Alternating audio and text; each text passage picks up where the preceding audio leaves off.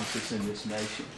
I pray today for our president. Thank you for his stand. Thank you for his courage. We pray for his wisdom today to be increased as we hear from around the nation.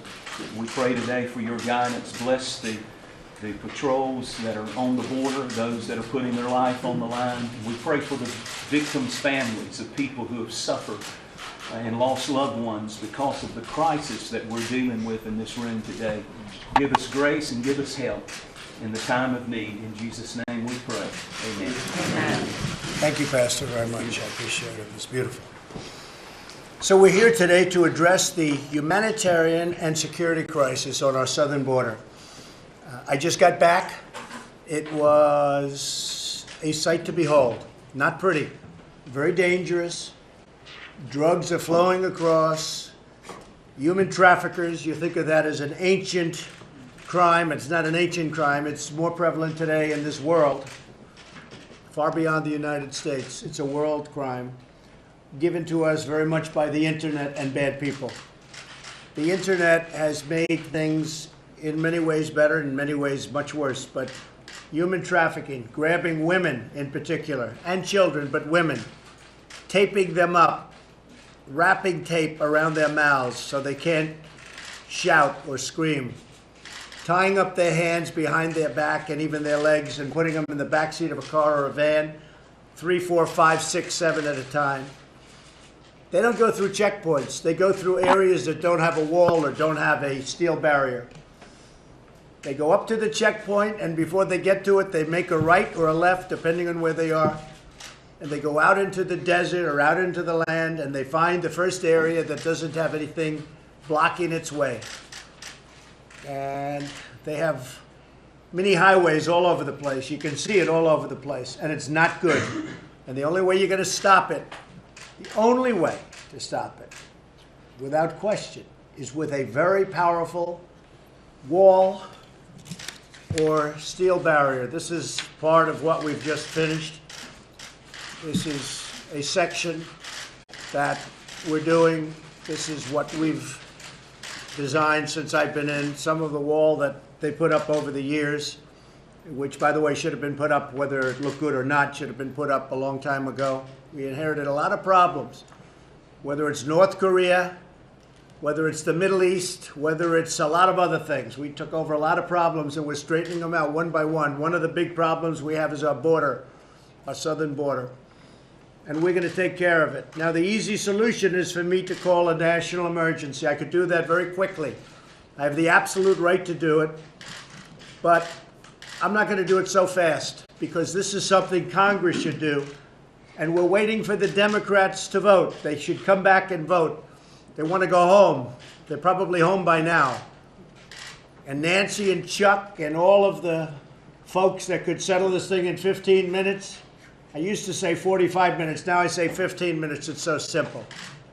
We need money for a barrier. If we don't have a barrier, we're just wasting all of the other money. There's no technology that's any good. I think you'd say that.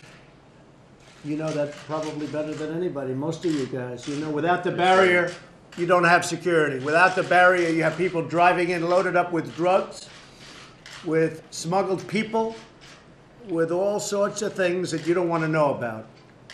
So we need a barrier. It's a very simple meeting. We could also do a much more major form of immigration reform, and I'd look forward to doing that along with many of the people at the table, including our vice president.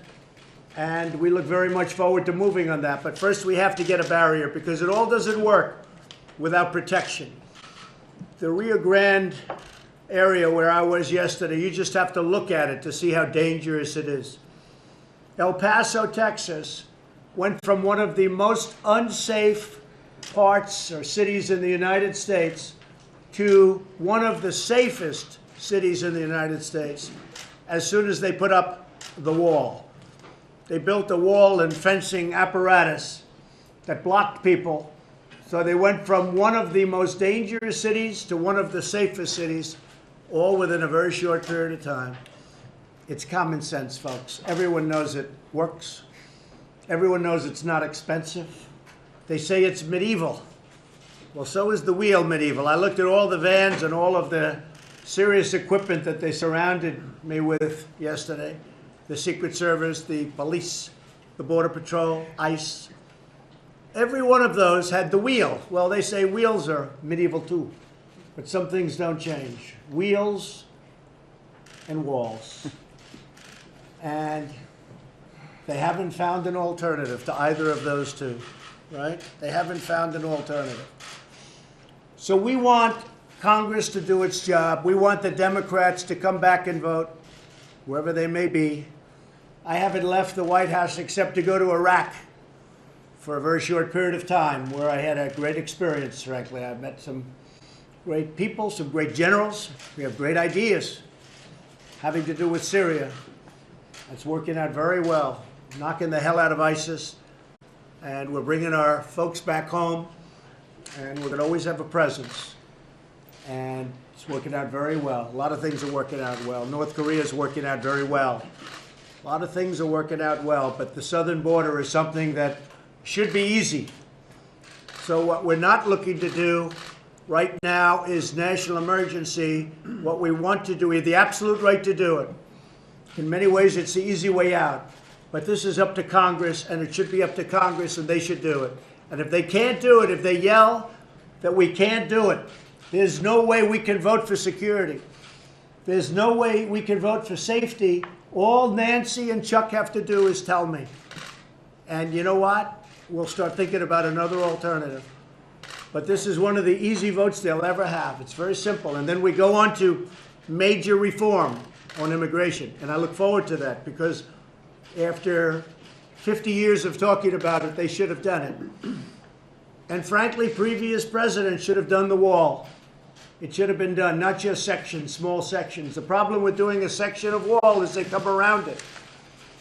So the wall works for the area that it is, but when you have the big openings, they just come around it. And we can't allow that to happen. So we have great plans.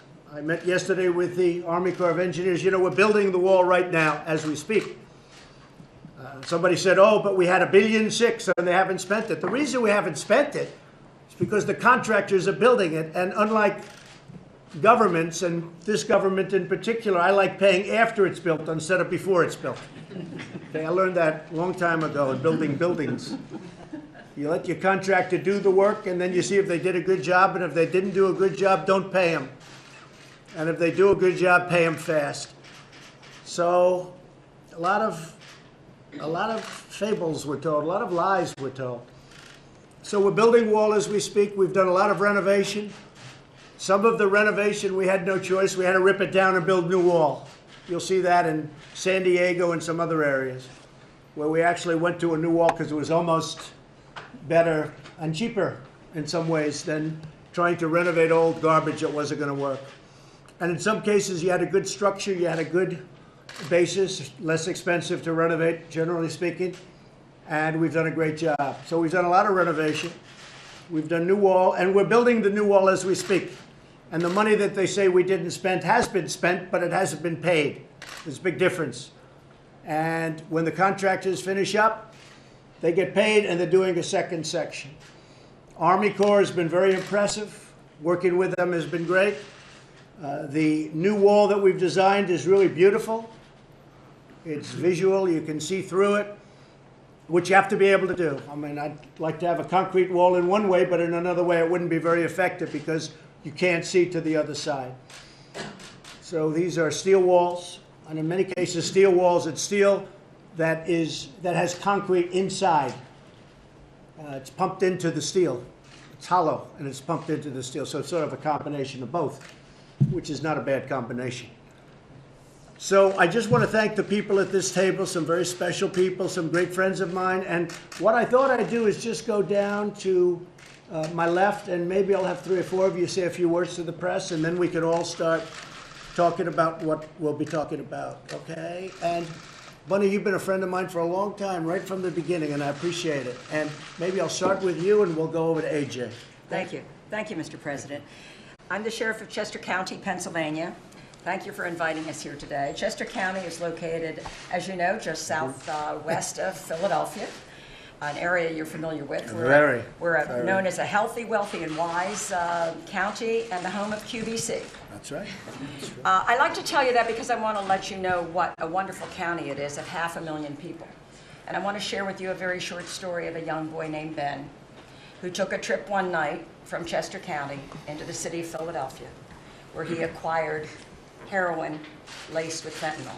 Mm-hmm. He brought that back to Chester County, and within an hour he was dead. I spoke to his father yesterday and told him I would be seeing you today. And I asked his father if there was anything he wanted me to share. He gave me a wonderful story. I've given it to Kellyanne. Kellyanne, you have the story, the family story.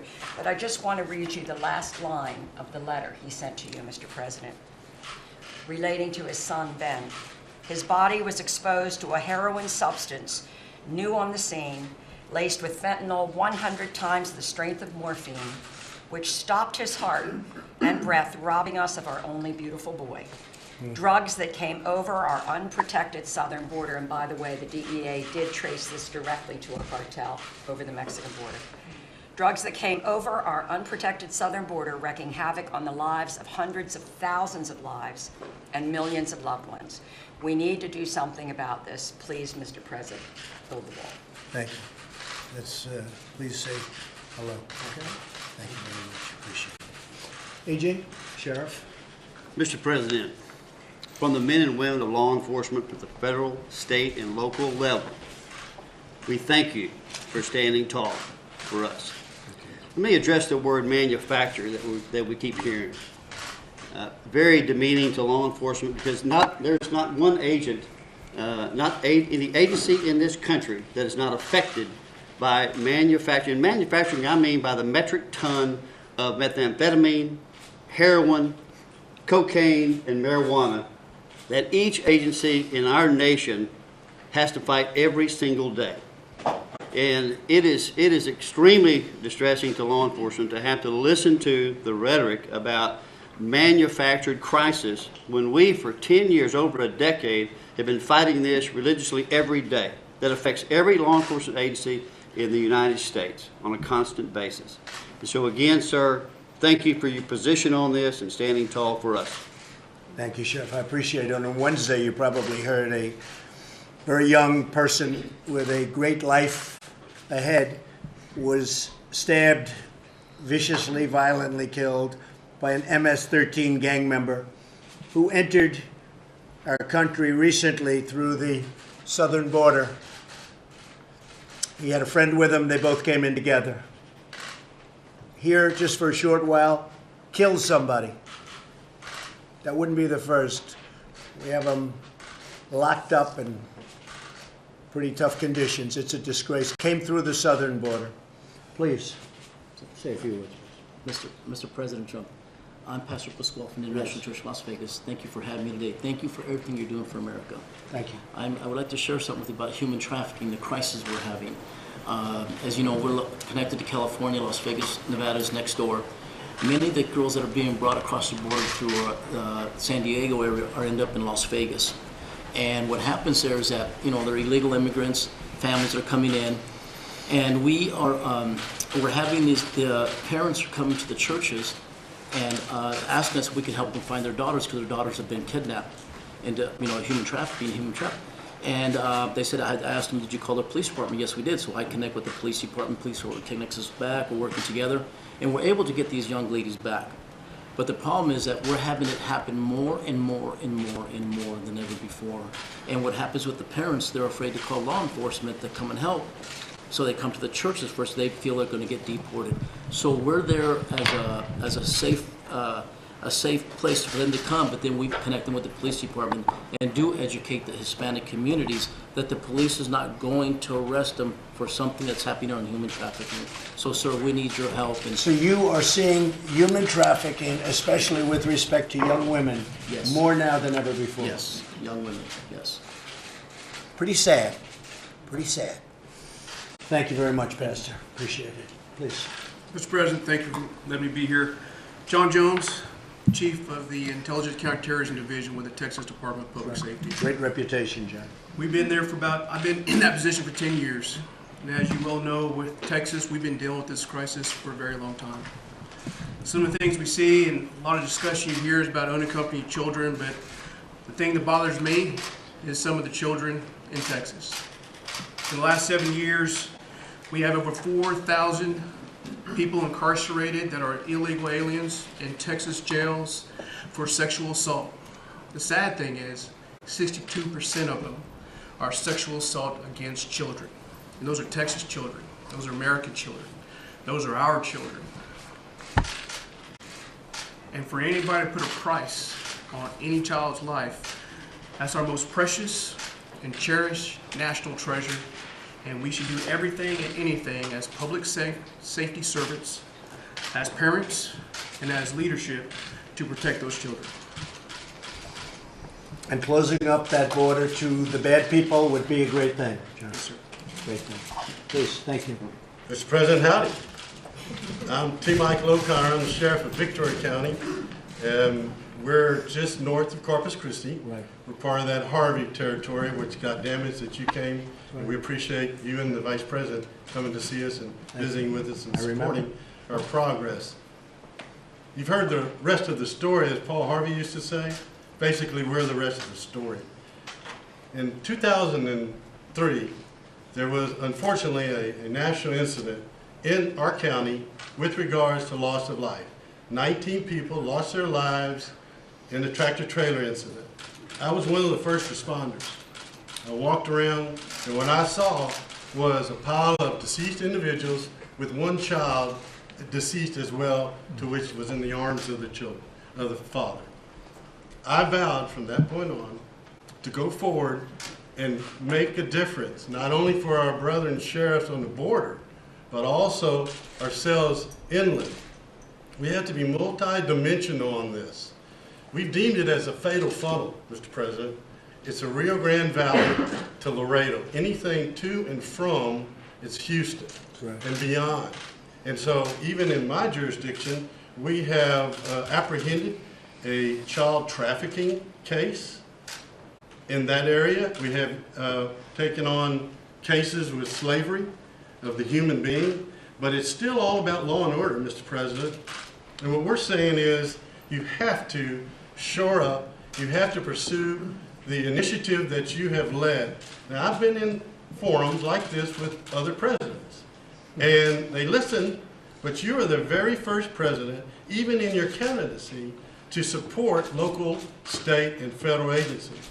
And I admire you for that, and I appreciate you for that. But understand that it's multidimensional. Yes, it's the border. And as we told our fellow sheriffs on the border, look, if we can help you fix your problem, that's going to help us. And every day, my deputies, along with Sheriff Louderback, because we're adjacent to each other, are in pursuit, dealing with one thing or another with transnational criminal activities. But I want to comment one more thing before I move on. I appreciate you taking ONDCP, putting it back on that cabinet level. I serve on the Houston HIDA, which takes Houston and all the way to South Texas. If it weren't for the HIDAs and ONDCP and funding, and this is your best resource now, I'm sure some of the feds may differ, but there's a matrix of state, local, and federal that are part of those HIDAs across the nation, and they are the subject matter experts, and they have helped us with information, intelligence, outreach, etc., to try to work on this. But until we have this means of a barrier, wall, call it what you want, you've got to have that before we can solve our problems down the road. Thank you, Mr. Thank you, Sheriff. When you talk about the big trailers coming in and loaded up with people, and the doors are locked in the back, and sometimes they're left abandoned and they all die a hell of a death. They're suffocated. They come from the other side of the border. They don't go through a checkpoint. Can't go through a checkpoint because they open up the back doors, they take a look. So you go and they go out onto the different areas depending on where you're going, what checkpoints. They go in between the checkpoints. Most of the problem, we had a lot of drugs, a lot of things at the checkpoints, but they're usually hidden in hubcaps and engines and under the floor. But the big stuff comes in between the checkpoints. and the trailers come and loaded up with people with the doors locked in the back. They don't even give them a chance. The doors are locked. And sometimes you have the drivers running away. It's a disgrace. All of this comes in between the checkpoints where there is no wall, because you'll have some wall, a little wall, left and right of a checkpoint, generally speaking. But in between checkpoints, you may have 50 miles, 60 miles, even 100 miles. And that's where tremendous problems occur. And even yesterday I read where, fairly close to where I was, like 26 people were killed. Yes. Gang members and drug dealers, they were killed like a few days ago, right next to where I spent quite a bit of time with great people from Border Patrol. You know about that? You heard about that? This was like, it's amazing because it got no publicity. I didn't see it. You don't read about this stuff. They're not telling you the truth about, really, you're doing this country a tremendous disservice. You're not telling the truth about the criminal activity and the crime. 26 people or thereabouts. What was the number? 26? Yes, sir. 26 people were killed over the last couple of days. Nobody even talks about it. I haven't heard about this young person that was killed yesterday, 16 years old, brutally murdered. I haven't heard anything about it. The media is not telling the American public how bad it is, how dangerous it is. I mean, I read a little story about the 26. I said, how could that be a small story? But what's going on, the crime and the drugs and the smuggling and of everything, including children, we're talking women, yes. But probably the biggest victim of everything we're talking about today are children. And children are used. They're dropped on the border and they're used to get people across because they have an advantage because of the stupidity of what we've got and laws that we've inherited. They have an advantage if they have a child. So they grab children at the border. They walk across. They get across easier if you have children. So they're just using the children. Then they tell them to get out of here. The worst victims are the children and the women. And you don't write about it. You write about nonsense. You write about Nancy Pelosi saying it's immoral to have a wall. It's immoral to have all these people killed. These people are being killed, and you don't report it because you're fake news. You don't report it. Many of you. 26 people killed, and I didn't even hear about it. I mean, nobody even knows about it. And that's, how close is that to where I was yesterday? It was right alongside, I think, right? How far is that away? Miles away. Miles away. You don't even hear about it because you don't want to tell the story of what's going on at the border. You don't want to tell the story about how dangerous it is. So you have people get up and say walls are immoral. What's immoral is what's going on. There's never been anything like it. And we can stop it so easy. And the Border Patrol and ICE, they're doing a fantastic job. But we're not giving them the equipment when we're not giving them the walls or the steel barriers or whatever you want to call it. We're not giving them the equipment. Remember El Paso. Remember what I said about El Paso. From one of the worst to one of the best. Yes, ma'am. Please, go ahead. I'm San Diego County Supervisor Kristen Gaspar. We're the 5th largest county in the nation. We actually have the busiest land crossing in the entire world. And we do rely on our border to maintain that strong binational economy, but at the same time, we rely on our border to keep us safe. The last time I had the opportunity to share the tragic loss of Alexander Mason, a young person in San Diego who was brutally murdered while his killer slipped freely across the border into Mexico. Today I'd like to share with you an alarming trend about what's really happening with the insecurity of our border when it comes to the exploitation of our children. There's an alarming trend in San Diego that our young teens in San Diego schools are being actively recruited by violent drug cartels. They're being pack mules for these drug cartels, smuggling heroin, cocaine, and fentanyl across the border. It's become such an alarming trend that they're being recruited over social media, they're being recruited over gaming consoles, they're being recruited in traditional safe spaces like our schools and our libraries and our parks. Last year, 527 San Diegans lost their lives. They overdosed because of these drugs that are pouring across our border. In addition, San Diego is America's finest city, but America's finest city is now home to the second largest human trafficking industry in the country. Our children are being sexually exploited because of the insecurity at our border. San Diego, this evil industry, raked in close to $1 billion last year. There are 12,000 human trafficking victims and survivors in San Diego County alone. The average age, 16 years old. 16 years old. A third of this trafficked population are the very immigrants who have come to the United States to make for a better life.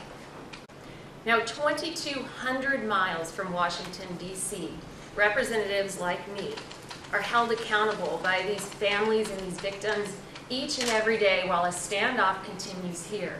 And so I challenge our congressional members to meet with these families, to meet with these victims, to look them in the eye and tell them that this is not a crisis. Thank you for the opportunity. Thank you very to be much. here. Thank you very much. And this is where I ask the Democrats to come back to Washington and to vote for money for the wall, the barrier, whatever you want to call it, it's okay with me. They can name it whatever they can name it, peaches. I don't care what they name it, but we need money for that barrier. I will say this, the Republicans have been rock solid. They want this to happen. They've wanted it to happen a long time ago, and frankly, for many years, I'm not just talking about now, I'm talking about for years. I gave yesterday an example with Israel. For many years, everybody campaigning for president said they were going to move the embassy to Jerusalem, the American embassy to Jerusalem. This went on, Pastor, as you know, for many, many years, many presidents, dating back all the way to who was the first. And they never did it. And I said the same thing, same words, same campaign, but I did it. I got it done, and people are very happy. Jewish population and evangelicals, unbelievably happy. I did it. I understand why they didn't do it, because it was very tough to do. It met with a lot of nasty talk before I did it, and then I did it, and it was done. And now we've just opened up the embassy, as you know, long ahead of budget and schedule, and way under budget. Like, how about $1 billion under budget? Opened it up for almost nothing, an existing building that we renovated. But the fact is, for years and years, I heard about the embassy going to Jerusalem. And the people would campaign, they're in for 4 years, they're in for 8 years, they'd never get it done. I got it done. This is a very similar thing. I've been hearing about putting a really good wall, and in my case, I like to say a beautiful wall, because I think it makes a difference. I've seen some of the wall they put up, it's so unattractive that I can understand why other people don't want it. But this is a great looking structure. I mean, it's going to look great. It's going to do the trick beyond belief. It's far better than anybody had projected. We have it at a much lower cost, and it's better, stronger. It's better. And you have the vision through. You're able to see through. But we're going to get it done. And I compare that to the embassy because they talked about it for 45, 50 years, longer. And we got it done. We're going to get this done too. Now, Republicans are rock solid. I have to hand it to them. Mitch McConnell, every one of them. Kevin, they have been so strong on this. I'm very impressed. The Democrats are just following politics. And I'm not saying that for any reason. In other words, I guess they're looking at 2020. They think, gee, if we can hurt Trump, we'll have a better chance at winning an election. This isn't about winning an election. This is very simply, very simply about doing what's right for the country. And we have to do what's right for the country. This is common sense. This is not sending rockets to the moon. This is common sense. We have to have this. The country has to have it.